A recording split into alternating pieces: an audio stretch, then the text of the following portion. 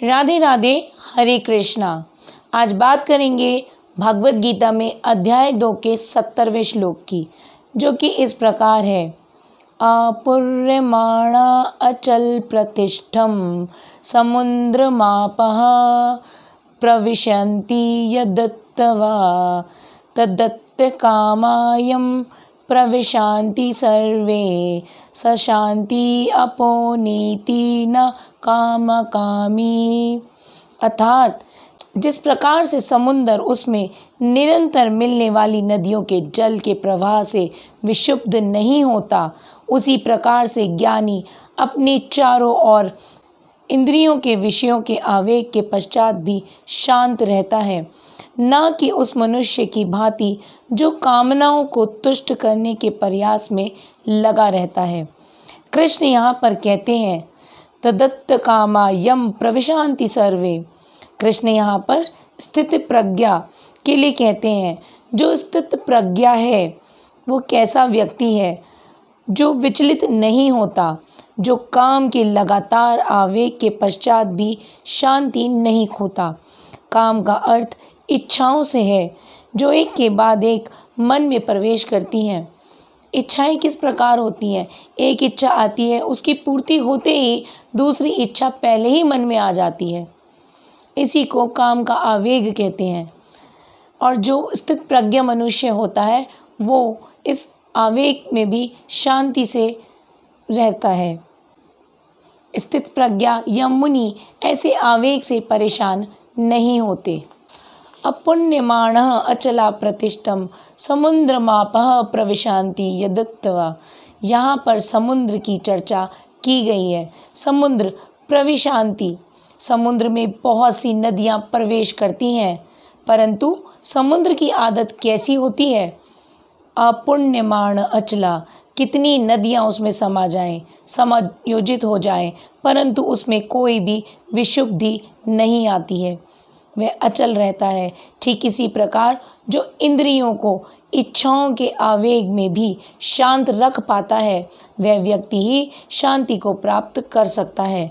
तो शांति से कौन रह सकता है? नकामकामी, जो इच्छाओं के उत्पन्न होने पर भी शांत रहता हो, ऐसा मनुष्य शांति को प्राप्त कर सकता है। जो इच्छाओं के आवेग में बहता रहता है, वह कैसे शांति को प्राप्त कर सकता है? यद्यपि विशाल सागर में सदैव जल रहता है, किंतु वर्षा ऋतु में यह अधिकाधिक जल से भरता चला जाता है। सागर उतने पर ही स्थिर रहता है, ना तो वह विक्षुब्ध होता है और ना ही वह अपनी सीमा का उल्लंघन करता है। यही स्थिति कृष्ण भावना भक्ति व्यक्ति की भी होती है। एक स्थित प्रज्ञा अपनी इच्छाओं के आवेग में भी स्थिर रहता है। वह इच्छाओं को पूरा करने में बहता नहीं है, वह अपनी भक्ति भाव में स्थिर रहता है। वह जानता है कि शरीर की मांग शरीर के अंत तक भी बनी रहती है, किंतु भक्त अपनी पूर्णता से ऐसी इच्छाओं से विचलित नहीं होता। एक भक्त को किसी वस्तु की आवश्यकता नहीं होती, भगवान उसकी सारी आवश्यकताओं को पूरा करता रहते हैं, इसलिए वह सागर के तुल्य होता है, अपने में सदैव पूर्ण। इच्छाएं उस तक पहुंचती तो हैं, परंतु सागर में गिरने वाली नदियों की तरह। जैसे सागर स्थिर रहता है, चाहे कितनी भी नदियां उसमें समायोजित हो जाए, परंतु सागर स्थित रहता है। ठीक इसी प्रकार एक स्थित प्रज्ञा के मन में कितनी भी इच्छाएं प्रवेश कर जाएं, परंतु वह उन इच्छाओं से विचलित नहीं होता, वह शांति को बनाए रखता है। भक्त पूर्ण होता है, संतुष्ट होता है, उसे जो चाहिए कृष्ण उसे प्राप्त कराते रहते हैं, इसलिए वह इंद्रिय तृप्ति के लिए यहाँ वहाँ भटकता नहीं। जो स्थित प्रज्ञा या भक्त नहीं है, वह इच्छाओं के भंवर जाल में उलझकर भटकते रहते हैं, दुखी, असंतुष्ट, अशांत रहते हैं। परंतु भक्त को पता है कि इच्छाओं में उलझने से कोई लाभ नहीं। भक्ति से प्रभु सब आसान कर देते हैं, उसको संतुष्टि रहती है भगवान की दिव्य प्रेम में, इसलिए वह सागर की भांति स्थिर रहकर पूर्ण शांति को प्राप्त कर पाता है और आनंद को उठा पाता है।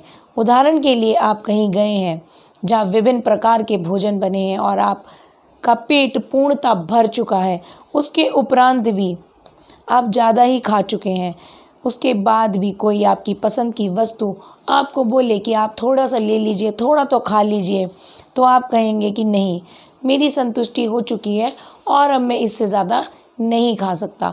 तो एक भक्त की भी बस यही स्थिति होती है। भक्त अपने आप में पूर्ण होता है, वह उसको कुछ भी नहीं चाहिए, वह अपने भक्ति भाव में खोया रहता है।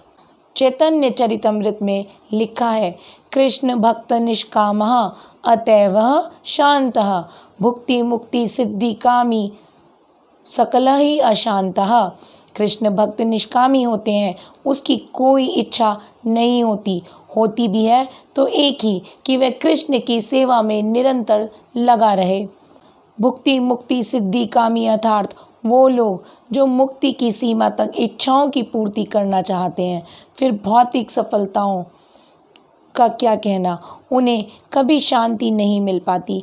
कामी मुमुक्षु तथा वे योगी जो सिद्धि के कामी हैं, ये सभी अपूर्ण इच्छाओं के कारण दुखी रहते हैं। किंतु एक भक्त जो भगवत सेवा करता रहता है, उसे उसी में सुख मिलता रहता है, उसकी कोई इच्छा नहीं होती, यहाँ तक कि वह मुक्ति की भी कामना नहीं करता, क्योंकि भक्त को पता है कि अंततः उसको मुक्ति मिल ही जाएगी। इसलिए एक भक्त मुक्ति की भी कामना नहीं करता है। भक्त की कोई भी भौतिक इच्छा नहीं होती, इसलिए वह पूर्ण शांति को प्राप्त करता है।